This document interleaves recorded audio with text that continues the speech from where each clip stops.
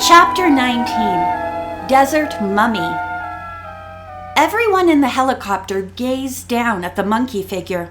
It looked exactly like the one on the plaque, and the spiraling tail matched perfectly. Nancy was thrilled. "Oh, I'm sure that figure was carved long ago by the Ponce's ancestor Aguilar," she thought. When Nancy told the others her idea, everyone agreed, and Carla said, "I want to see it again." The pilot circled the area several times, then asked Senor Ponce if he wished to land. Before he had a chance to answer, George cried out, "There's a giant cat figure! Cats remind me of Luis Losa." Ernesto looked back for a moment. "Did you say Luis Losa?" he asked. "Yes." The pilot said that when he was attending a Peruvian flying school several years before, one of the students there was named Luis Losa. He had a cat tattoo on his upper arm. His listeners were extremely interested. "Please tell us more," said Nancy. "Luis was a very good parachutist, but as a man he was a troublemaker," the pilot replied. "Finally he was expelled. I have never heard what became of him. Do you know this person?" "Yes, we do," Nancy answered, and told Ernesto the story. "If you ever see or hear of him, please get in touch with the police immediately." Ernesto promised to do so. Then, at a signal from Senor Ponce, he landed his helicopter close to the spiral-tailed monkey. The steps were lowered, and everyone got out. "Oh, it's hot!" Bess exclaimed. Dr. Benavides told her that the temperature in this desert varied little. She would soon become adjusted to its warmth. "Sometimes in the early morning there's a slight mist here, but never any rain or wind." The archaeologists' prediction that the group would soon adjust to the warm air proved to be true. The poles were set up and the canvas canopies put in place. Then the digging tools were unpacked. The girls expressed their eagerness to start work, but Senor Ponce suggested that they eat lunch first and stay under the shelter of the canvases while the sun was high. "You will have plenty of time to search," he said. "The sun goes to bed late here." During the rest period, Dr. Benavides, the Ponces, and their friends discussed where to start the dig. The desert figures had been etched into the ground by removing the top layer of pebbles and piling them along the edges of the wide paths.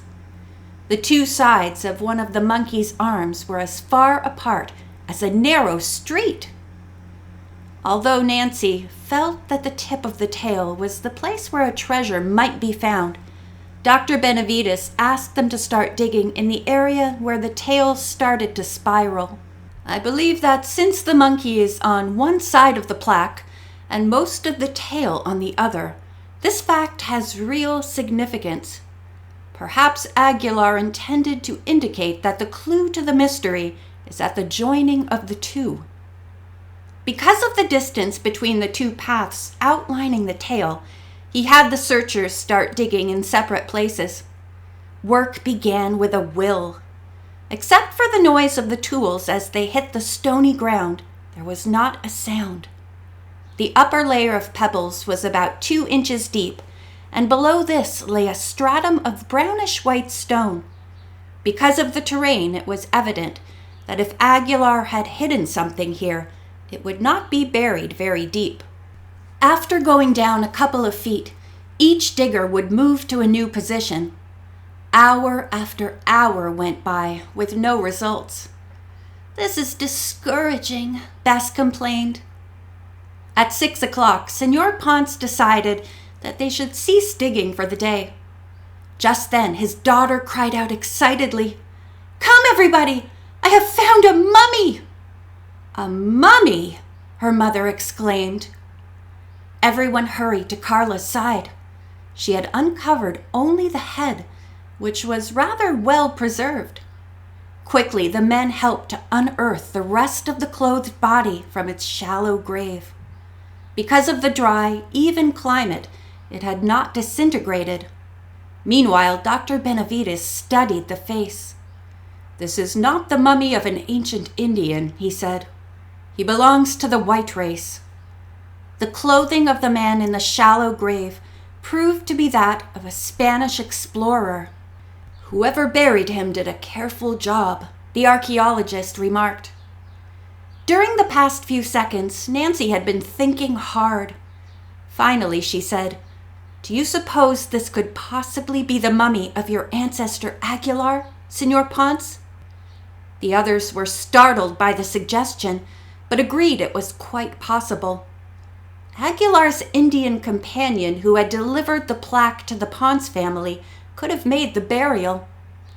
"Perhaps we can find some identification," Dr. Benavides suggested. He kneeled on the ground and very carefully unbuttoned the jacket. He turned back one side. A paper stuck out of an inside pocket. "I'm almost afraid to touch this," he said. "It may crumble." "We must take that chance," said Senor Ponce. Dr. Benavides was used to working meticulously on digs, and the girls marveled at the deft way he lifted the paper out with forceps. To the onlookers' amazement, the writing on it, in Spanish, was still legible. Carla's father read it, then said quietly, "This is an honorable discharge from the Spanish army to—" He paused, then finished with a catch in his voice, "to Renato Aguilar." Everyone looked at the mummy with reverence. No one spoke until Senor Ponce said, "We will reinter the body. Perhaps it can be removed from here later." When the brief ceremony was over, the group picked up their tools and walked back to the tents. Soon Rico had supper ready. "And I am hungry," declared Senor Ponce. "The desert air has given me an appetite." Later, when the girls were preparing for bed, Nancy remarked, "I am more convinced than ever that Aguilar came here to bury his treasure. He did not dare entrust it to his Indian servant because he might have been attacked by bandits and the object, whatever it is, stolen from him." George nodded in agreement. "I doubt that Aguilar thought it would take so long for his family to figure out the crossword cipher." Nancy smiled. "We haven't figured it out yet. But in the morning," said Bess, "we will." The campers were awake early, and as soon as breakfast was over, the searchers walked to new digging positions. Before they had a chance to reach the spots, they became aware of an approaching plane. It was flying low and slowly. As they watched, a parachutist jumped from it. In a few moments, his chute billowed out, and he drifted down to land near the camp. "What does he want?" George asked. Within seconds, another chutist dropped from the plane. Then, one by one, several more. When all had hit the ground, they quickly unharnessed themselves and hurried toward the campers. The leader was a thin, heavily bearded man with bushy black hair. In a deep voice, he said, "I am sorry to disturb you, but in the name of the Peruvian government, you are under arrest. Get into the copter and my men will take you back to Lima." Nancy and her companions were stunned. Immediately, Dr. Benavides said, "But we have permission from the government to dig here." "The permission has been cancelled," the bearded chutist said. "Now do not make any trouble. Leave everything here and get in the copter." Nancy had been watching the beady eyes of the leader and strongly suspected that he might be Luis Loza in disguise. She edged toward the pilot and his co-pilot and whispered her suspicion to them. Instantly, they lunged forward and seized the intruder. "Now," said Ernesto, "we'll see if you have a cat tattoo on your arm." "And maybe that hair and beard will come off," added Canejo, reaching toward the whiskers. "Leave that man alone!" barked one of the suspect's companions as they closed in belligerently. At the same time, their leader jerked free and swung a blow at Ernesto. Instantly, the other shootists leaped on the pilots and Rico.